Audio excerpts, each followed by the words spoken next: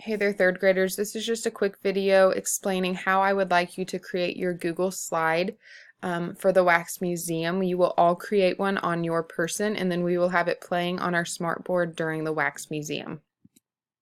Here are just a few things that I would like you to avoid on your Google slide. We don't want to have too many words on our slide that where it's overwhelming for the guests in our classroom. They don't have time to read it, or it's just really busy for them. We don't want to have a font that the reader cannot read. I know you guys like those cursive fonts or those fancy fonts, but sadly they're not easy to read, so we need to avoid those. We also don't want our picture falling off the slide. You will include a photo of your person, but we need to make sure we have it where it's not too big that it's taking over the entire slide or that it's kind of off of the slide. We don't want to have our poor grammar or poor punctuation. We are third graders now, and we know how to write proper sentences and capitalize those proper nouns when necessary and all of those things.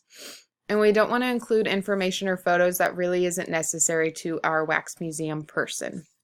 Here is a slide that would not look very good if we had it going on our smartboard.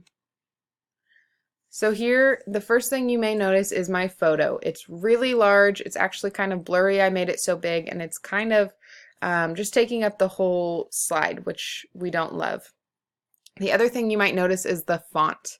Well, if you look at it really carefully, you're able to read it.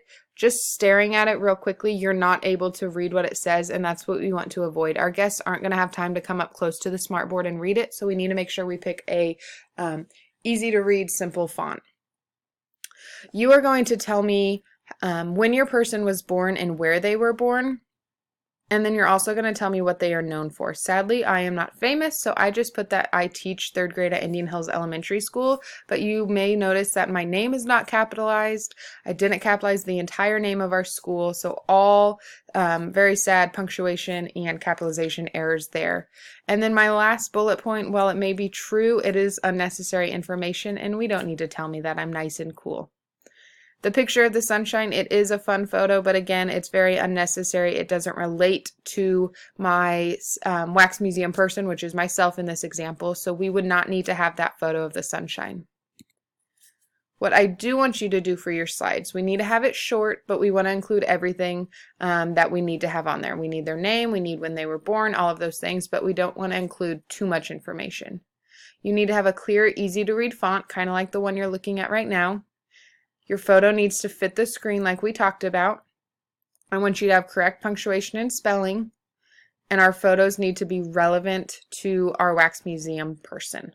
Here's an example of a good-looking slide. So I have my name at the top. As you can see, the font is very easy to read. I told you when or where I was born. I told you my age. I told you what I am best known for.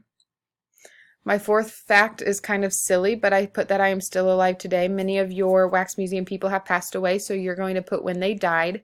And then if you would like to include a fun fact at the bottom, you are more than welcome to. My photo is a good size. It's not taking up the entire screen, and it is easy to see. It is clear.